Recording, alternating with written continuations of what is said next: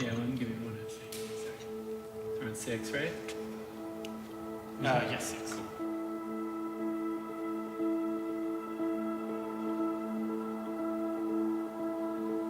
We have scene 3, Craig, take 1.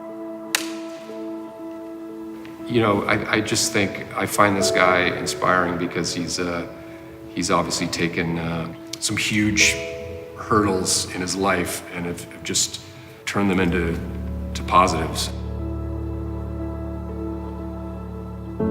You know, I look at Craig each and every day, and, you know, he's a 2-time survivor, he's a double amputee, and, you know, I think about him and what he goes through on a daily basis, and that he does it with a smile on his face and with, you know, inspiration.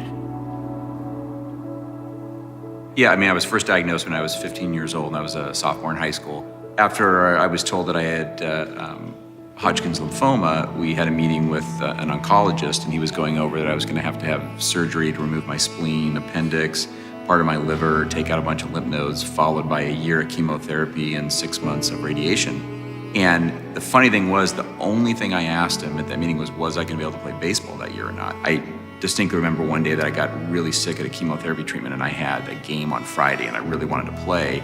Got my uniform on at home, got in the garage, rode my bike down to the field, and played the game that day. And that really told me that every time something goes wrong, kind of fight it. And then everything went great, and I got recruited to play baseball at USC, which was a big win for me because that was all I ever wanted, was to play baseball at USC. First met Stacy, my wife, just randomly. Our fraternity was having a party with her, the sorority she belonged to. The first year that we were dating, I got diagnosed with the second time with cancer. You know, I kind of met with her at her house and told her, I said, you know, I think this would be a good time for us to break up. You've got a lot going on at school, and I don't want to put you through that. And she wouldn't let me break up with her. She showed her true strength in being with me through that whole time, and I think that is a reason why we're, you know, just celebrated our 26th wedding anniversary. You know, it's just that strength and bond that we've been through together. I don't know if I ever would have started Cancer for College if it weren't for her. I made a promise to God in the hospital. I was like, if you get me out of here, I'm going to make a difference in the world. So I volunteered at a camp called Camp Ronald McDonald, and a couple of the parents were like, God, it's so amazing that you're in college, that you've gone through cancer twice. You know, we can't even think about putting money away from our kids, and a lot of people just don't understand the ancillary costs of having a loved one going through cancer. And that's kind of when the light bulb went on when I was speaking to these parents, and I went back and wrote a business plan on starting what has become Cancer for College.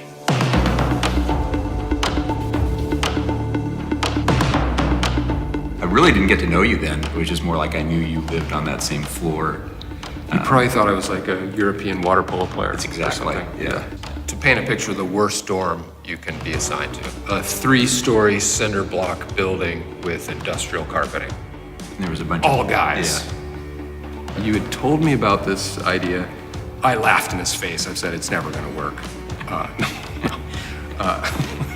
I finally had a chance to come to one of the events. And that's where getting to see the scholarship winners get up and speak and tell their stories was the moment in which both my wife and I looked at each other and we just had tears coming down our cheeks. And we just kind of, as we left, I just said to Craig, like, I'm in. I'll help you any way I can. You know, I think it's hard to say how thankful my wife and I are for all the things he's done for the charity. And it's like a lot of the stuff that he's done more than just show up at events. He's, you know, attended board meetings, you know, spent time with scholarship winners that have not been on camera. I don't think there's really anything I could say to him other than just, I think he knows how much it means to my wife and I, of his commitment over 25 years to the charity. It's just, there are no words that can describe how thankful I am.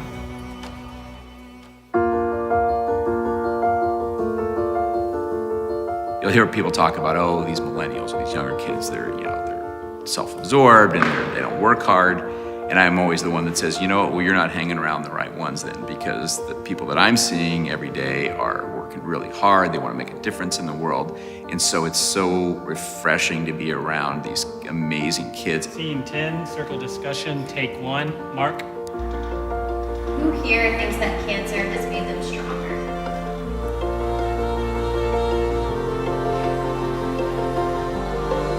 I feel like having cancer made me so much braver. I started focusing on doing everything that scared me before. Cancer made me realize that I want to help people no matter what. It's like really, I just try to make everything that I do meaningful. How do you feel when you hear the word medical bills? Anxiety. Yeah. I feel like I have guilt about that term because I was a kid and like going through it, nobody talked to me about medical bills because we just had to make it through. But like I look back now and I know how much that affected my family. During my treatment, although there was a support from the community, there was also, my mom lost her job during that time. She's a single mom. So afterwards, we were just destitute. An organization like Cancer for College being there to help me pursue my dreams is really amazing.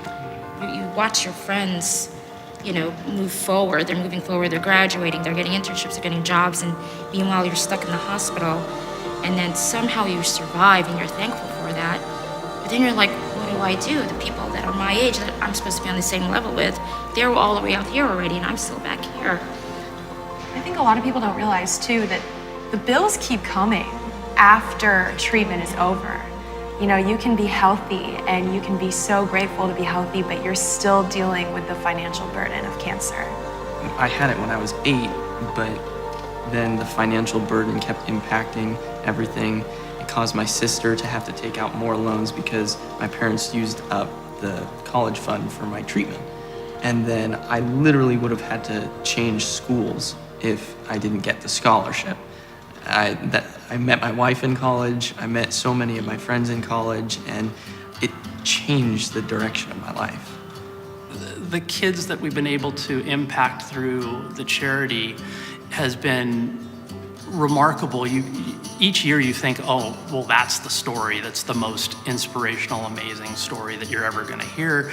And it seems that every year we have one that tops it. And the talent of the kids, the passion of the kids, that they just want to be well and they want to live a normal life and they want to go to school and make an impact in the world. So I'm currently a junior at Cal State University, Dominguez Hill, and I seek to do research. Oftentimes when you get diagnosed with a life-threatening disease, you have to go to the hospital that you're designated. I want to make policy that will help people choose where they will be treated of a life-threatening disease like cancer. I get so much out of seeing the success of our scholars. Just like you, seeing you here doing this is a reward for me. Sticking with something, anything, for 25 years is amazing. And they keep growing, finding more ways to help us. And I think you said it, it's a family.